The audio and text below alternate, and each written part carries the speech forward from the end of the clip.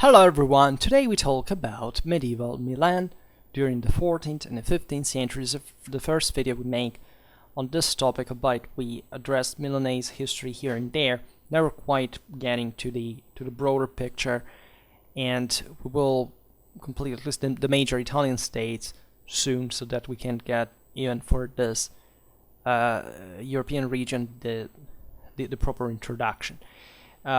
So talking about Milan is quite important. We're talking essentially about the most powerful, at least from a military point of view, of the Italian states during this period.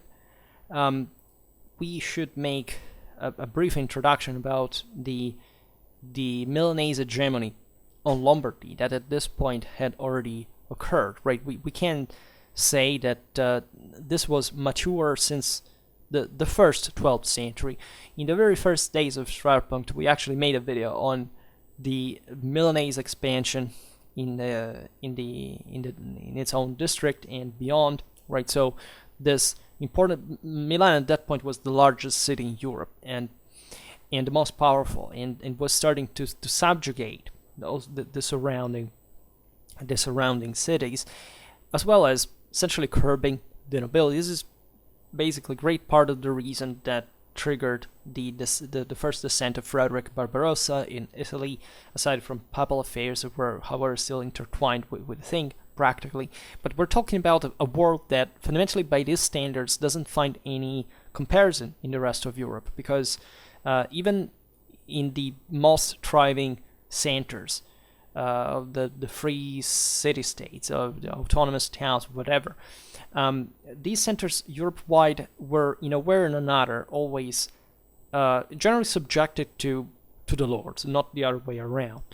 And also, whenever they had an actual autonomy, if not freedom, at least granted within still a political institution, think about the free cities of the Holy Roman Empire, and the Italian ones were operating within the same system, but acquiring things in a much more direct way. Well, in those instances, cities were free, but they wouldn't actually expand much outside of their city walls, because princes were there. Anywhere in another, even the confederacies, think about the ANSA, the various leagues that had formed, including in fact the Lombard one, in a sense from which that Milan had been the most important center of it, had, however, revealed north of the Alps fundamentally just the individual weakness of these cities altogether. Right? Pick the ANSA. Right? This was an enormously powerful system, mostly from a commercial point of view, but the single towns that made it up were nothing like, I don't know, pick Venice, that was a city-state with actually a maritime power, dominion that controlled all on its own, like as a central state. The same goes for Milan, as we will see now. That was a city, but started swallowing other cities and ruling as Milan over the others. Right, so something that, in fact, is astonishing for the dynamics that, by scale, you can see.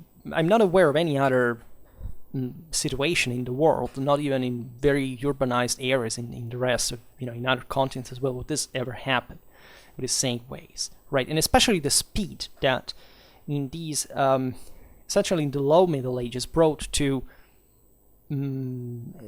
cities that essentially confined within their own districts, building essentially regional state powers.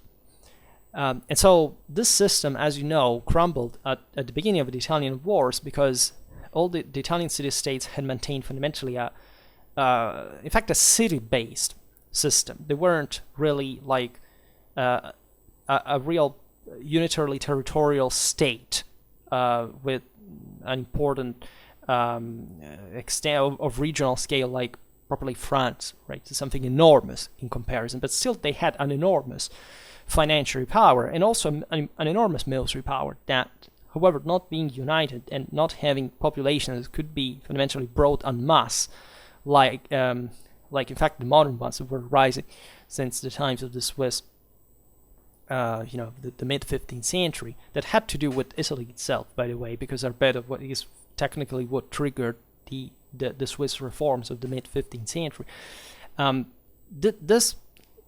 These powers couldn't really hold unless they had stuck together fundamentally. It's realistic that, yes, if, for example, the Venetians and the Genoese had been allied, which is basically impossible by the political standards of the time, nobody could have set foot in Italy, because there was no way essentially to control the seas otherwise. But even Aragon and its maritime power could have done anything at that point. No, but properly from a financial point of view, right? The Italian states by the 14th and 15th century essentially funding the whole Western military business in terms of properly of capitals, of finance, banking, etc. And so we should make actually more videos about this, because these realities are so underrated, properly in the scale of their political power, that is almost a crime, right? In that kind of meme culture that we are creating also on YouTube, we're approaching history, there is this almost total war mentality for which there are factions that play like unitary bodies, and people do not have, especially kids, but anybody for that matter, has completely lost, or if they've ever had the kind of understanding of the mechanisms that regulated these powers from the within, right? And what it meant to be the Holy Roman Empire at some point, what it meant to be the Kingdom of France at some point, or an Italian state at this point.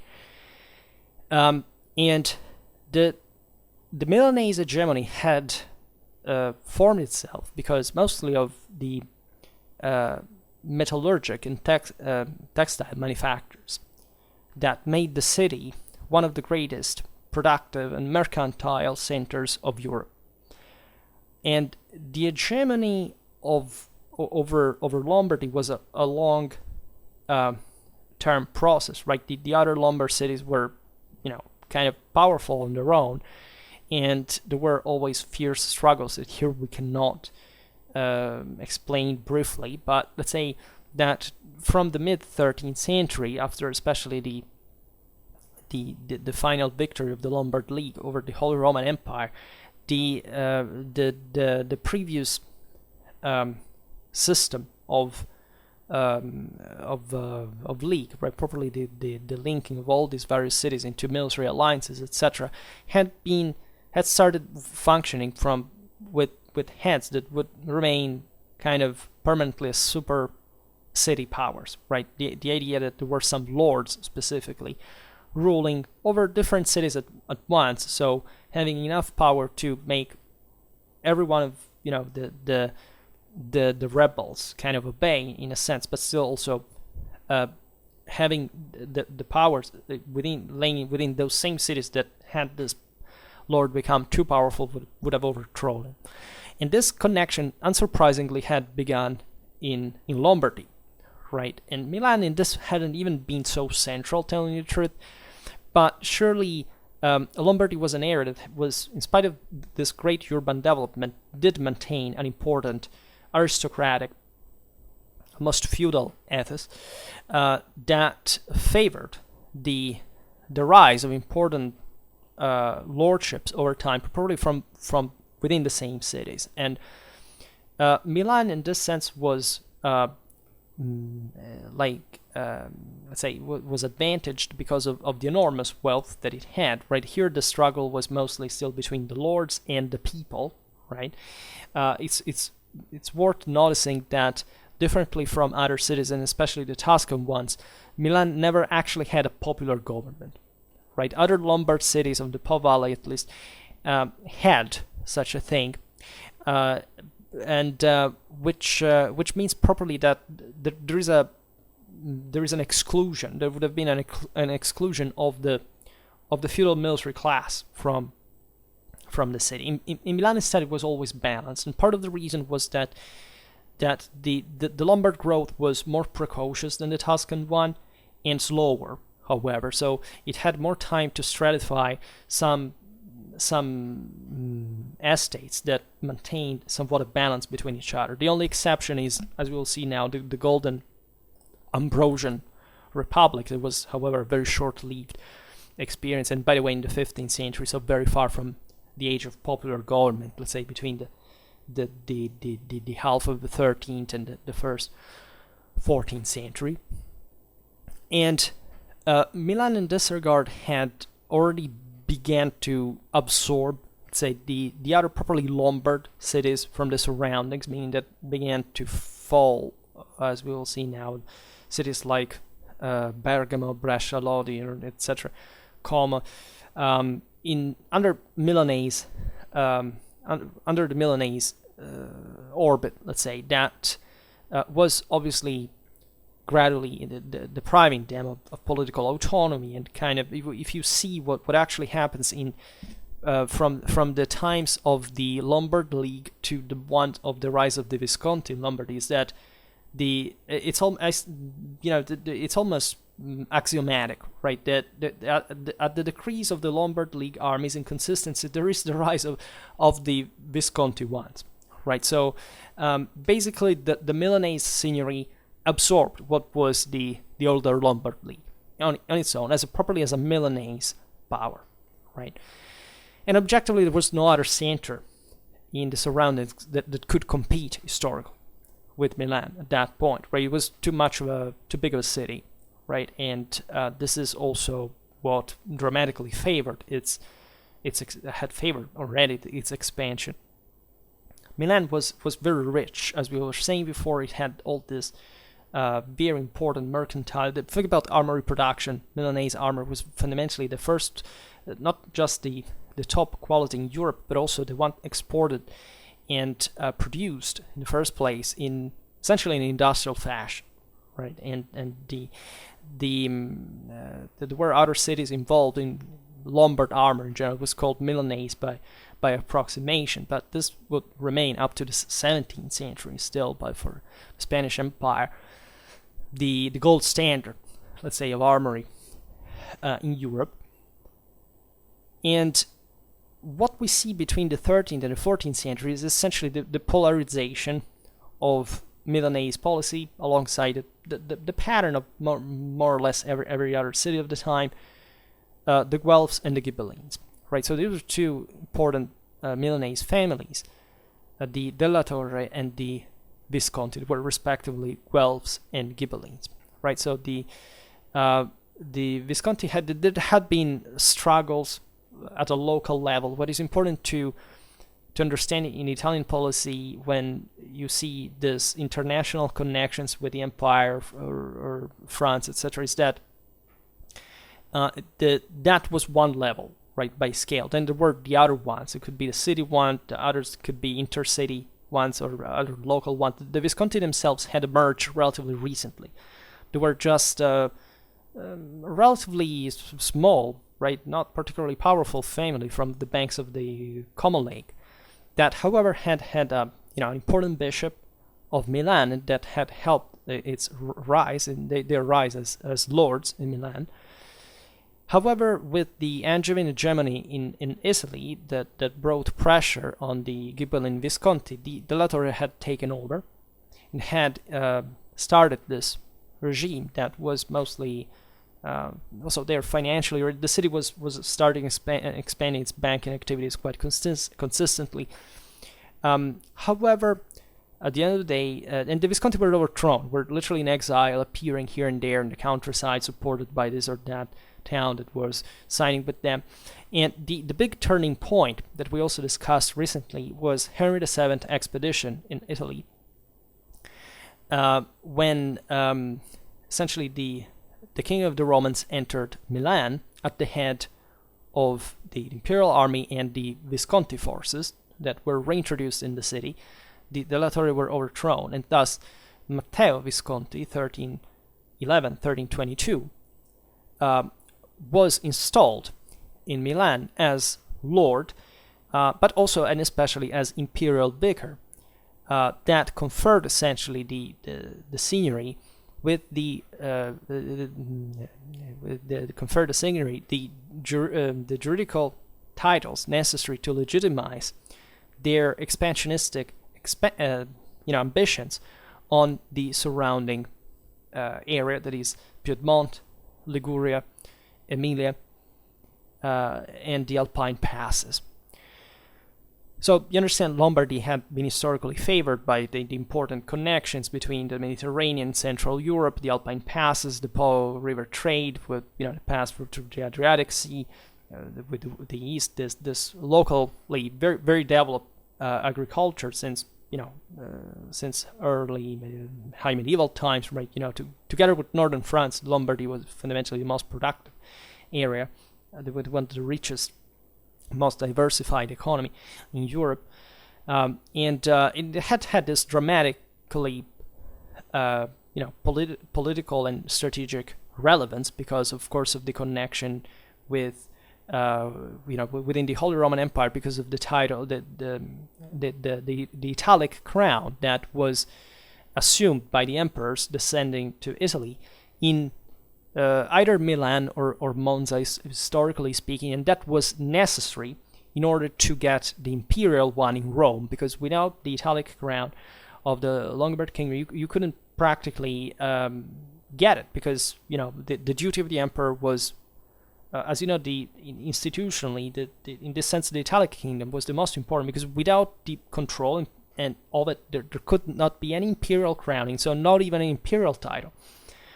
And that's the reason why Transalpine populations like the Franks, the Saxons, etc., had still given to Italy this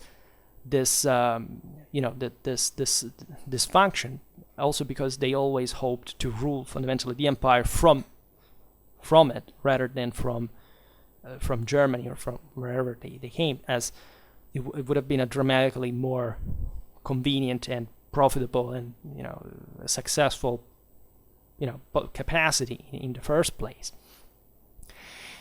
And so this had brought to the rising importance of the same Lombard cities within this mechanics, because if the emperor wanted to descend in the peninsula, he had to negotiate essentially with the cities. And as you know, the wars against the Lombard League were fundamentally fought not much just by the Germans against the Lombards, but essentially by Germans and Lombards against other Lombards, right? Because the split between Guelphs and Ghibellines had soon happened, right? As we were saying before, Milan had fundamentally caused the descent of Frederick Barbarossa because it was bullying all the other surrounding cities, and said, that looked up at the emperor saying, you are the one who should, fix this, because this whatever is happening here is fundamentally against the rules.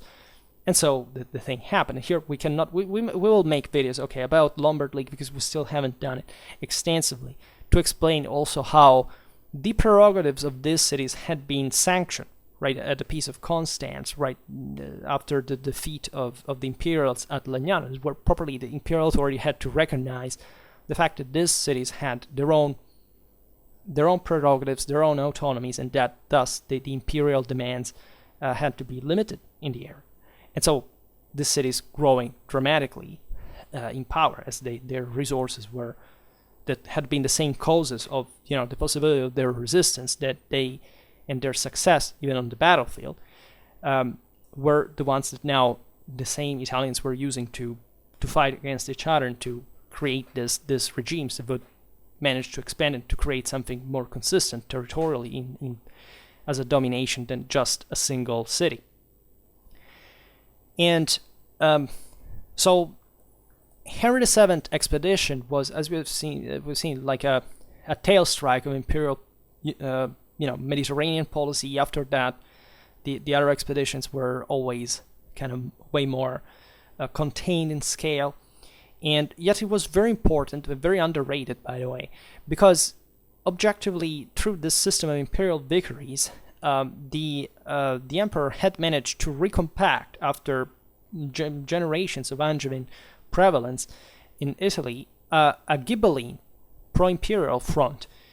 Basically, in all the Po Valley, there were some rebel cities even in there that fought against the emperor, some very close to Milan. That Brescia was razed with its walls ahead, was sacked, was one of the fiercest struggles even in there at the time. And other centers were trying to escape the Milanese expansion in Lombardy, and also in the northeast of Italy, in the Venetian area, by the della Scala, that were the other imperial vicaries that we will encounter again now, because there was an inherent rivalry between Milan and Verona in this regard, because they were both sharing the same imperial title, but also being suspicious of each other, especially in their expansion in the Po Valley, that came to be too little for the both of them. At some point, we will see it.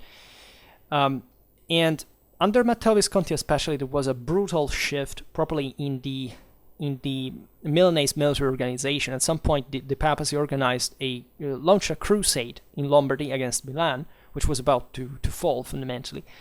But the Visconti that up to that point had, even as Ghibelline lords, and so very aristocratic minded, used more kind of popular forces, properly the traditional communal army of the city and the countryside, began to actually emulate the papal system. It already at that point was based on foreign mercenaries, right, mostly heavy cavalry.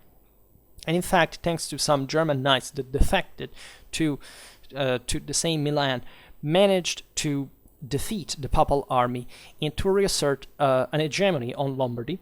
So a moment of dramatic expansion, marked also by important victories, thanks to the participation of the Milanese German mercenaries in other battles, such as the Alto Pascio in Tuscany and Zappolino in Emilia, that were eventually in the same year, and that sanctioned this model that would have become, in a sense, prevalent in the most stereotypical idea that we have of the Italian condotta, especially by the 15th century, but on the centrality of heavy cavalry, right, on the mounted men-at-arms as the golden standard, right, the gold standard of the time, which is part, even in Italy, in that process of refeudalization of Western warfare that we've already found very much around. This is very meaningful in a region like the Italian one that had produced the largest,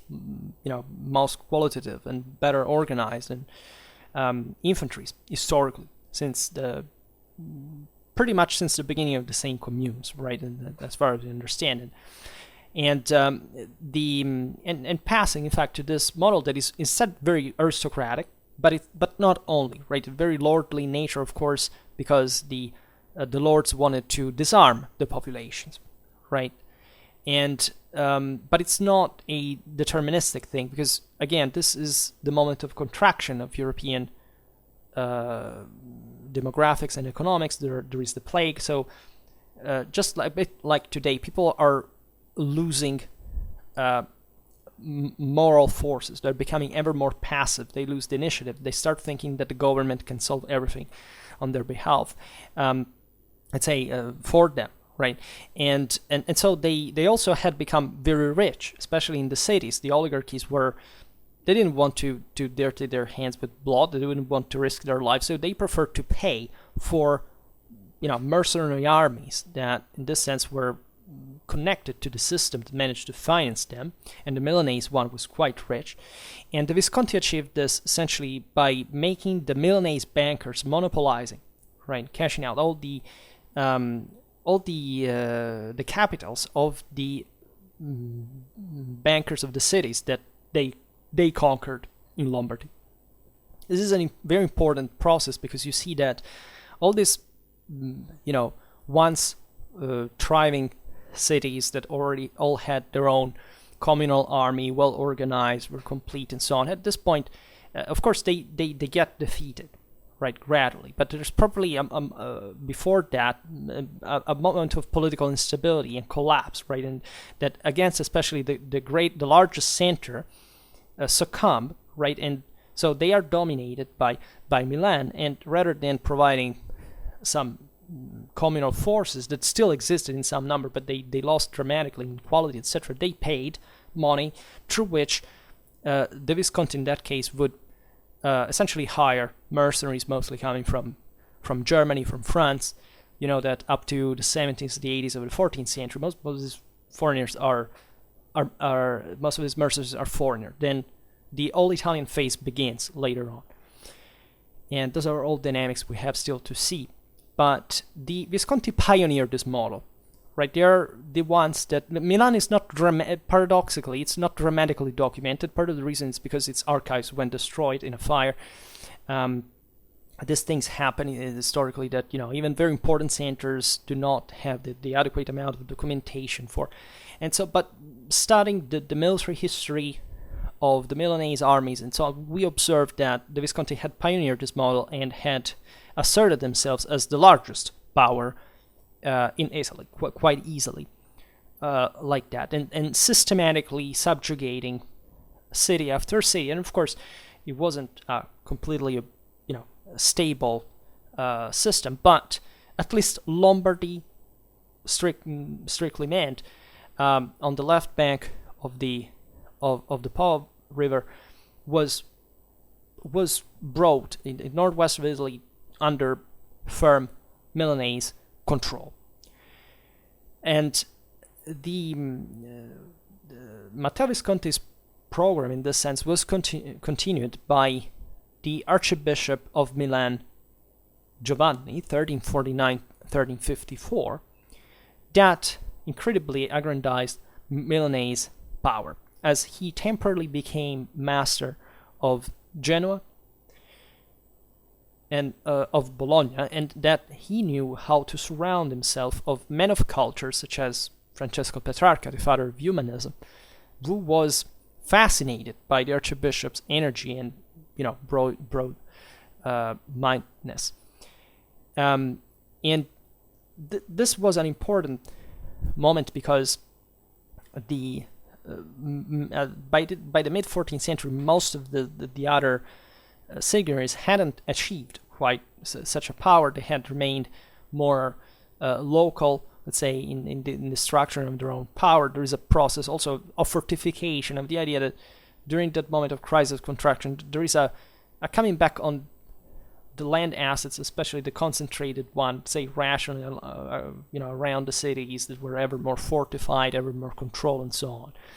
Genoa and Bologna were very important cities, and also symbolic ones, because they had traditionally been wealth.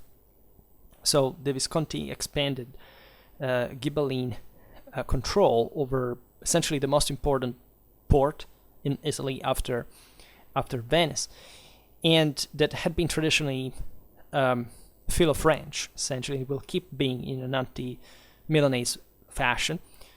Milan and Genoa always had some kind of rivalry, especially because of their ecclesiastical administration, the proximity, the territorial proximity, and also the different nature of their own power. Right, Milan was the land power par excellence, whereas Genoa the maritime one par excellence. So they had different ways properly of administering their own territory, of defending the cities, and so on. Bologna was papal in nature, so that was even worse, because the Visconti here were always playing kind of against the papacy. They had never forgotten the crusade, were often sometimes excommunicated. And Bologna was a very rich city, and also very strategically meaningful, because it connected essentially the Po Valley with Tuscany, very close to Florence. So that was the main Guelph center in central Italy. So as far as the north stretched at that point, and so the Visconti also had a great courtly ethos, right? They were really the great lords of Lombardy, right? There's always this great deal of feudal chivalric ethos, in fact, that echoed properly in the nobility of the Lombards. That they had always considered themselves like that, and not quite very popular friendly in that regard. So much that I think we made a video at the time stressing the difference that the antipodes that Milan and Florence represented in this humanistic Italy, when Milan was properly stressing in a positive term the concept of tyranny. That is properly the idea of a monarchical model to keep all these cities together, and aiming at the hegemony over the whole Italy, and we will talk about it in a while. And Florence, whereas if you want, still the hypocritical, republican, democratic, popular regime that didn't quite, subdue militarily its neighbors. Sometimes it did, but simply absorbed them from the top of its financial might, so blackmailing them, essentially falling into its orbit in a way or another. But there were two different dialectics, two different perspectives, of which we made our own, mostly as modern Europeans, the Florentine one, for obvious reasons, because of the enormous civilizational output of Florence. But Milan, in this sense, was a bit more of a mute documentary power, but it still expressed, after all, what was if you want to, even a more natural one, considering European standards of the time, right? And at this point, it was clear that Giovanni Visconti aimed at the foundation of a powerful northwestern signory that could have began the center of properly an Italian aggregation. This is not anecdotal, really. The only power, let's say, in medieval Italy that could control, let's say, could unify what was, the geography, at least, of the Italic kingdom, so central and northern Italy proper, was Milan, right? And it went close to it. Once properly, in fact, in the mid-15th century. There were mid-14th century, but also later, in fact.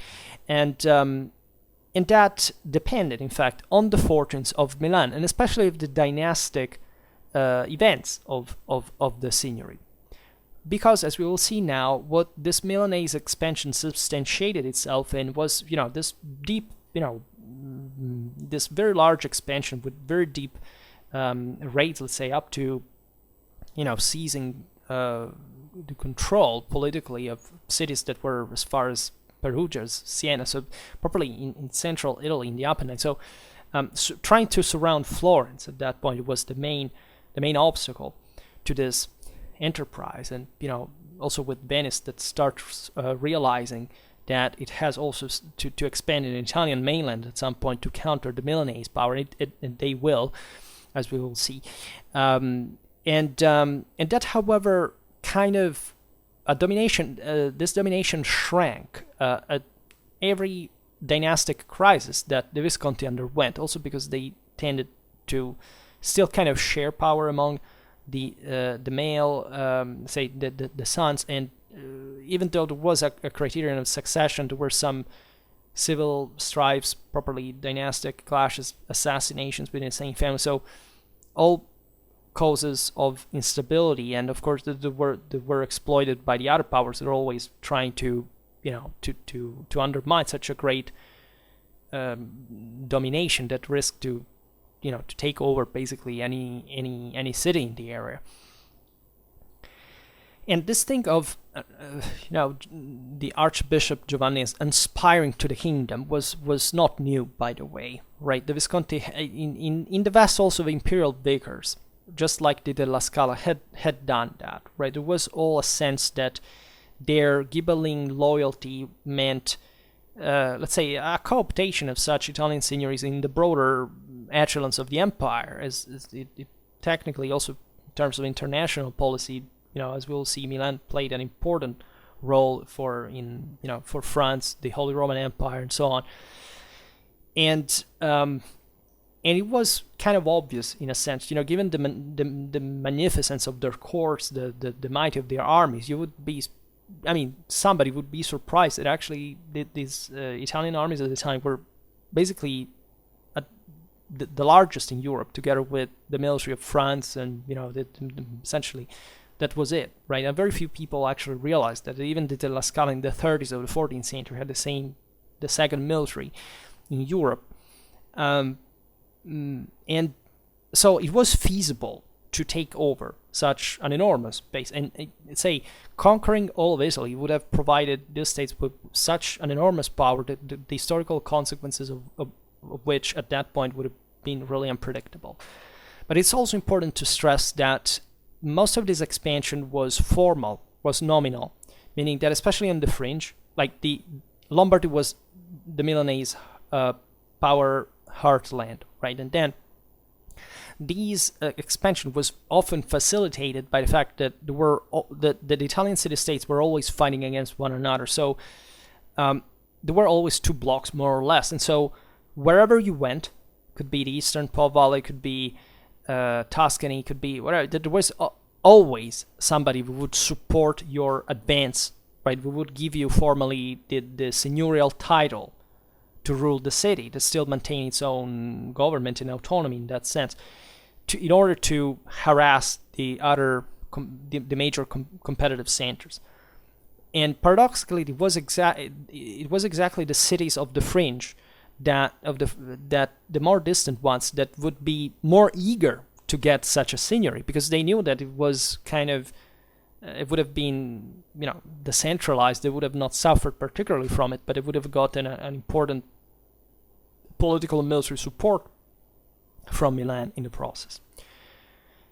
And in fact, whenever the dynastic crises of the Visconti happened, this power shrank dramatically back to Lombardy, right? And so opening also important gaps that were exploited by other Italian lordships. So the main enemies of the Milanese at this point were in fact the Venetians and the Florentines, that had already made a league back in the day against the Della Scala, that had almost done basically the same thing. It had taken over most of the Po Valley, and and even entered Tuscany and threatening Florence. They had made a league, and they had also hired their own amount of mercenaries. They had crushed the Veronese army and fundamentally resized its power. Now they were fighting against Milan, and this triangle is essentially the one that would remain up to the Italian wars, and in part even beyond, in the general mechanism, say, of Italian affairs.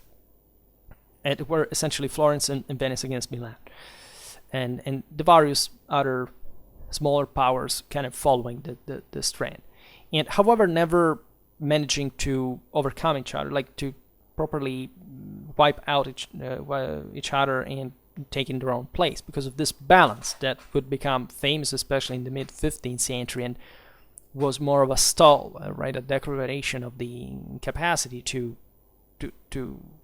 make a headway through such a fragmented political reality where everybody could recompact itself as long as somebody became more powerful, and so balancing the whole thing.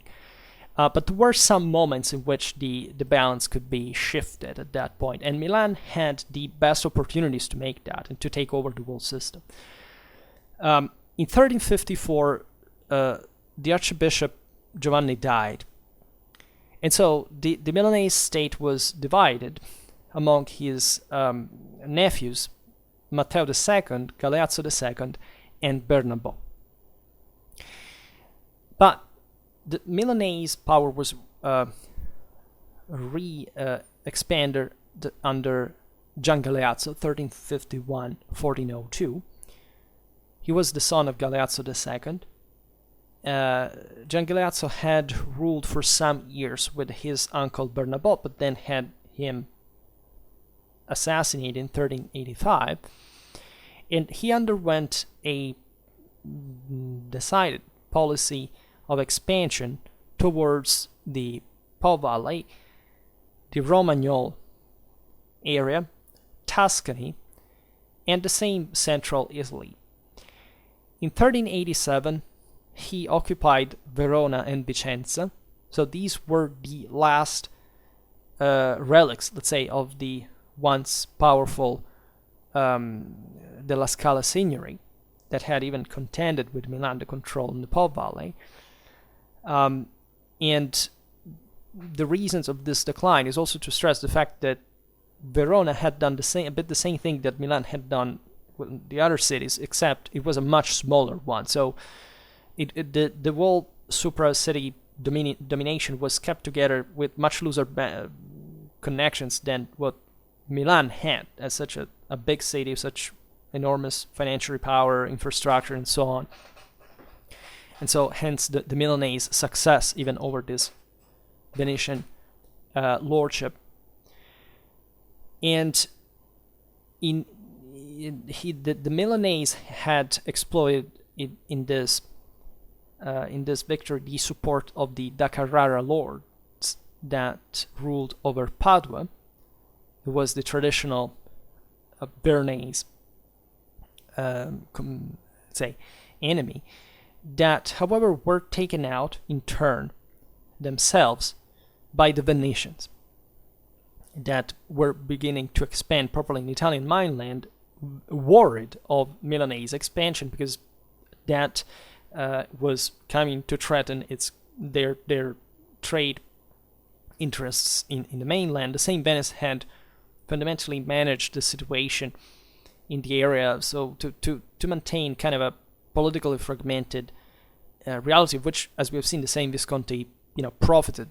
So the Venetians said, okay, we have to expand on land, which was what by nature the Venetians would have never done, because all they were interested were only coasts, ports, money, nothing else. But they had to, and became also a major land power, as you know, almost threatening the same Milan from Lombardy itself. Gian Galeazzo expanded further.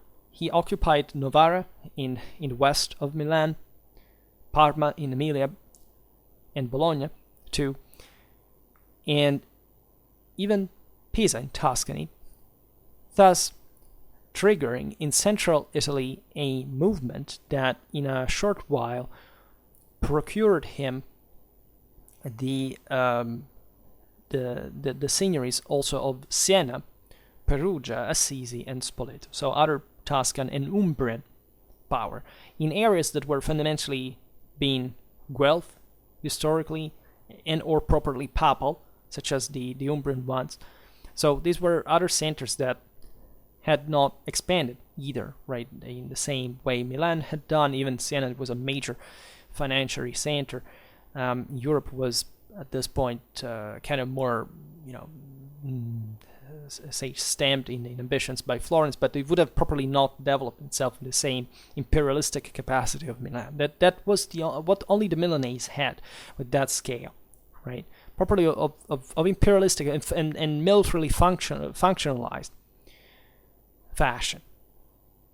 And so it was even at this point that Gian Galeazzo was aiming at creating a great state stretching from the Alps to the gates of Rome, and perhaps also at reclaiming that royal crown of Italy that at that point the German emperors had fundamentally left aside, abandoned and to itself. And that would have still been possible because historically the Italic kingdom, in fact, was a kingdom. There had been Italic kings back in the day, so the Visconti toyed with the idea, even though, and so exploiting also the Germanic fragmentation at that point that would, of course, the German emperors would have not seen very, positively such a vassal acquiring properly the Italic crown. What would have been, in that sense, the next step to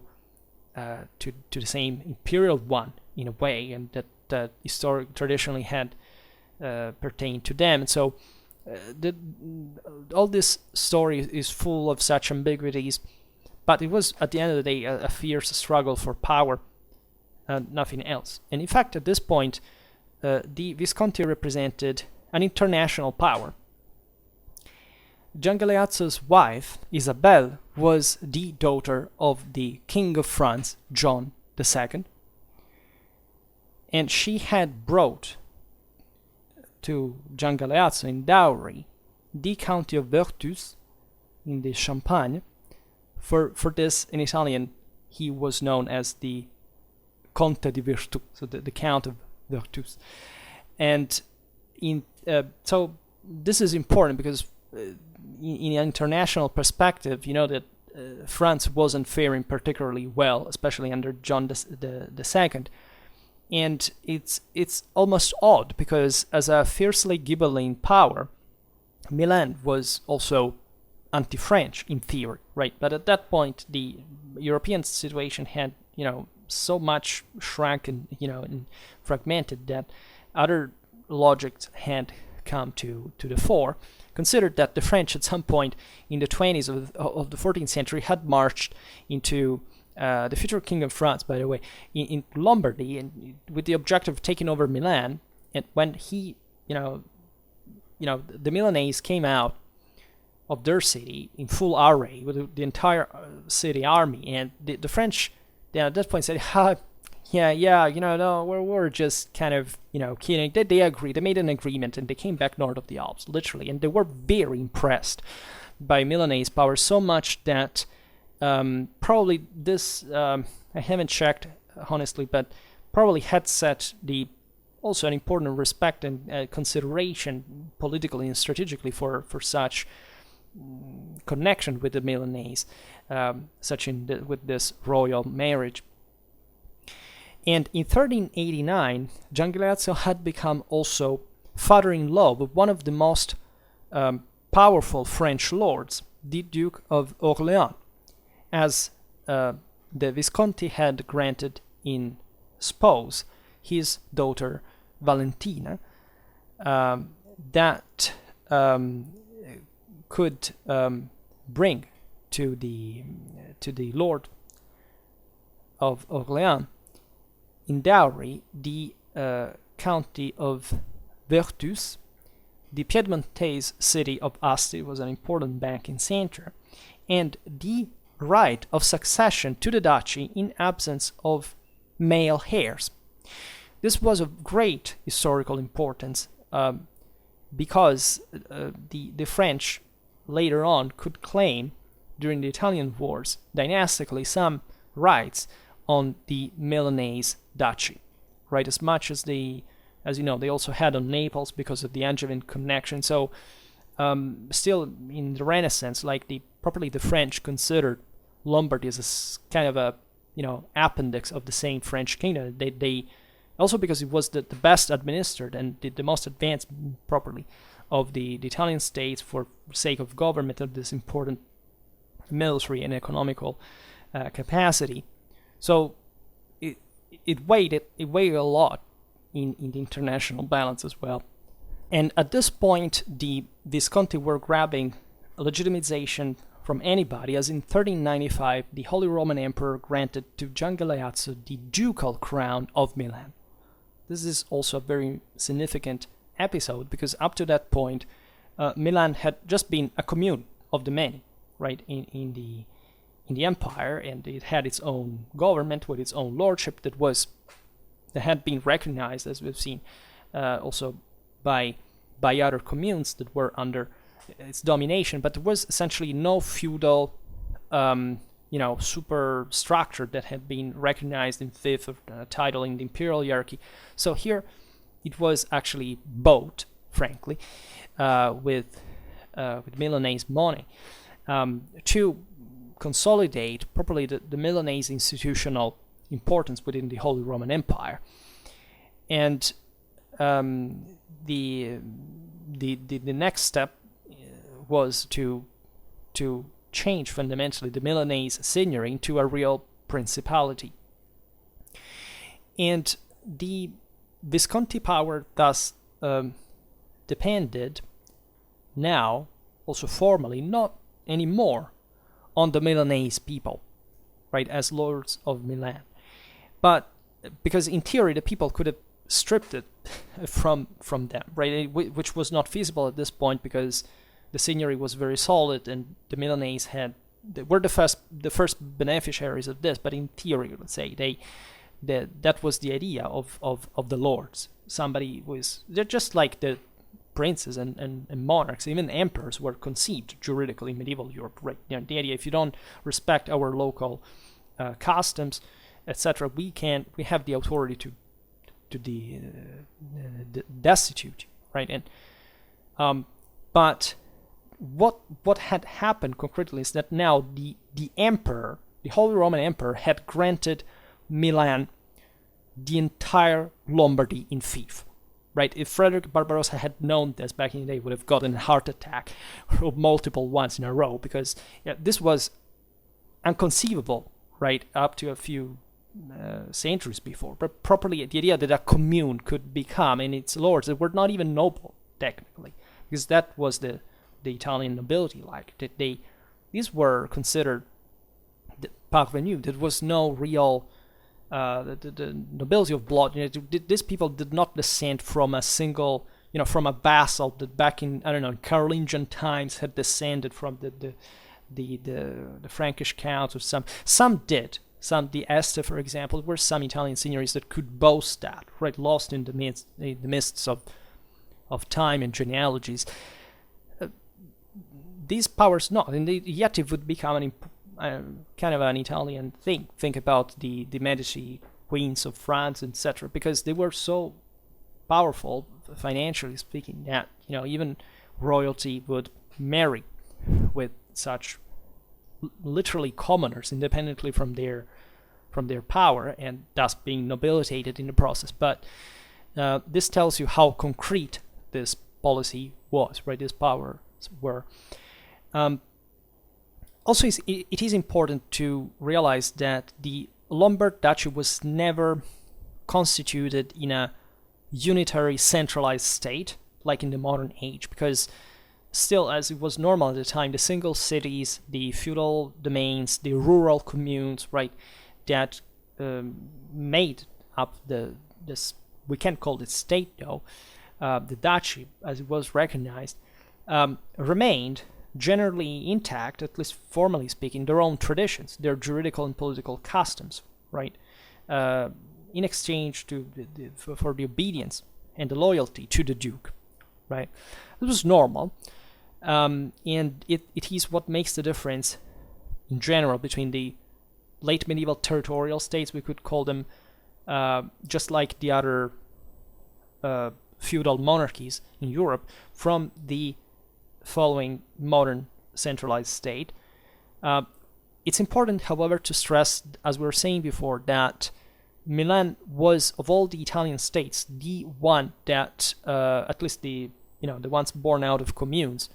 Let's not talk about the southern kingdoms. Those are another thing. Those were feudal, really, nature. They had a different history, of a more unitary nature. These states were relatively newer, right?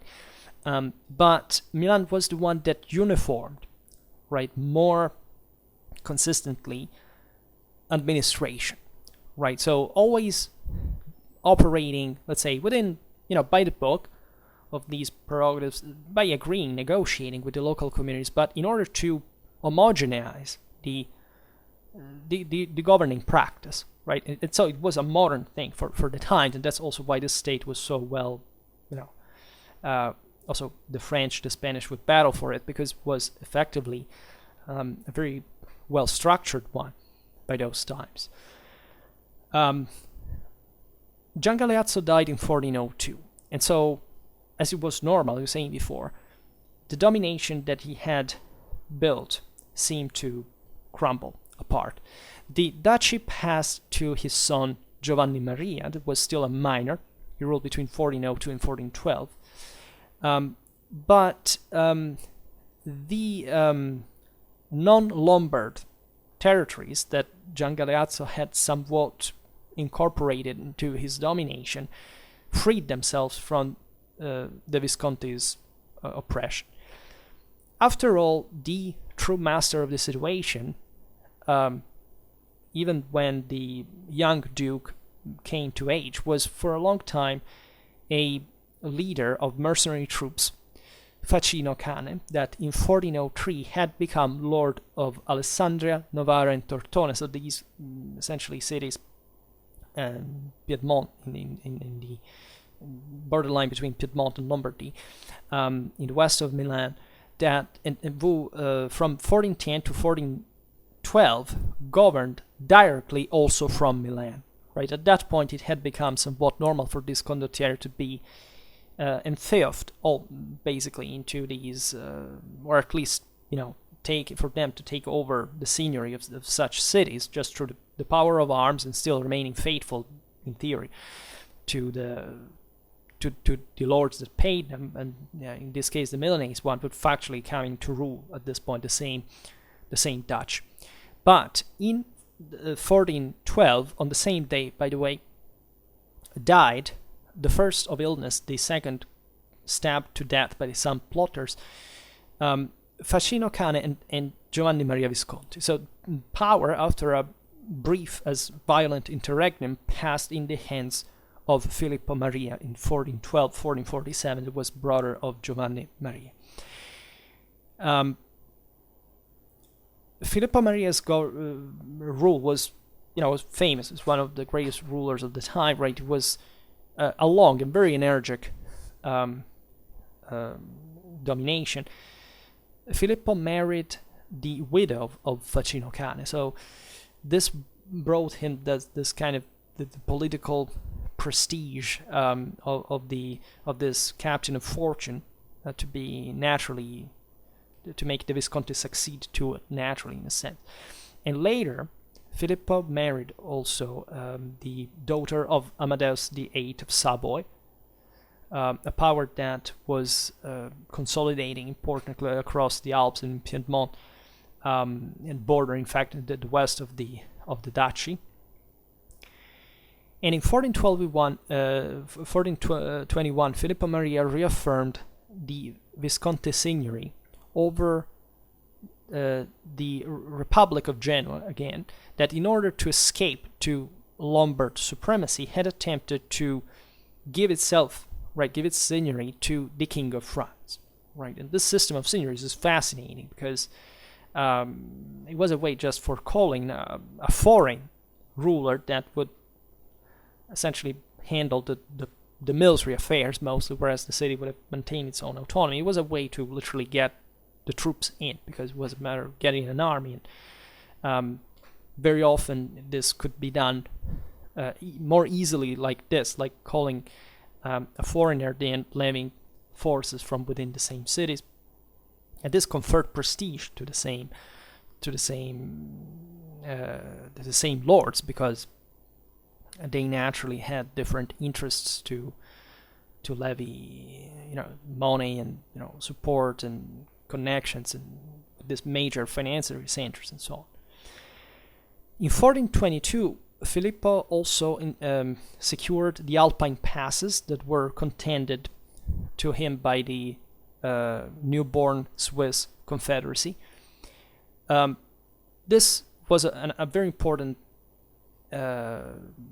moment in the history of European warfare, as essentially the Confederates were defeated by the mercenaries of Carmagnola, who had dismounted, and with their lances had managed to repel the Swiss phalanx that were still equipped mostly with halberds, so proving fundamentally that there was some need for reforming the system. And the Swiss defeat at Arbedo would trigger, in fact, the Swiss reforms that increased dramatically the proportion of pikes over halberds, and thus creating essentially the pike and shot of modern warfare. And that eventually was seen at work mostly against the Burgundians later on, and that we identify in a sense with the birth of modern armies, right? However, the expansionist policy of the Visconti provoked, as it had already happened in the times of Gian Galeazzo, the worries of Florence and Venice. So you see the pattern that repeats itself at the re-enlargement of Milanese power. Because these powers were also creating kind of making their own policy of territorial acquisitions and foundation of a regional state, right? Florence had been a bit more timid in this, had taken more its time because its mercantile oligarchy was not so warlike, like the Milanese one, and Florence took a while before it could become really a power of Tuscan scale. Venice, as we've seen, was not particularly convinced by, was not particularly enticed by land expansion, but it, at least did it very well. Like the Venetians were, administered very, very well the newly acquired territories in the Po Valley to essentially create this a barrier between Venice and Milan to to stem the Visconti expansion. And in fact, there was a long war that terminated in 1433 with the Peace of Ferrara. But the war resumed, however, shortly afterwards, because the Visconti wanted to insert themselves into the Angevin-Aragonese clash for the Kingdom of Naples. At this point, the Aragonese would conquer Naples themselves, and the Visconti had to do with this, because before they had back the Angevins, eventually the Aragonese. This shift caused the immediate reaction of Florence, that went at war with Milan, because the Florentines had traditionally been Philo-Angevins, right? Actually, they didn't give a damn. It's just the international policy that had brought them like that at that point. But still, it was convenient for them, for the Angevins remaining in southern Italy, while the Genoese, that felt their interests threatened by the Mediterranean policy of the Aragonese, and had among themselves many supporters of the French crown, and so consequently also of the Anjou, rebelled to the Visconti domination. In 1441, there was a peace known of Cremona or Crevazza that, however, didn't resolve the problems between Milan and the Venetian Florentines, because again, there was really no way for the ones to wipe out each other. So the other, so it was it was a self-perpetuating situation, would go on even after the Treaty of Lodi, and we made multiple videos about that. Filippo Maria died in 1447, leaving a difficult internal situation in which some Milanese aristocrats tried to profit.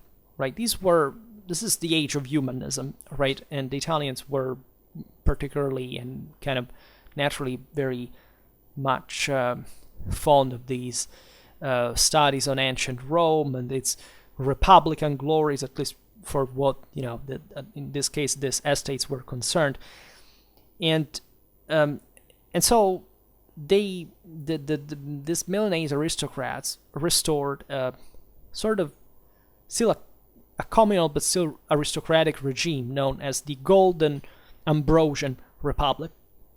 Ambrosian means Milanese because it's for Saint Ambrose, is the patron of the city. And such republican experiment, that is the only popular experience in Milan as a government, properly lasted only 3 years, was very ephemeral because its promoters revealed themselves, better orators than politicians.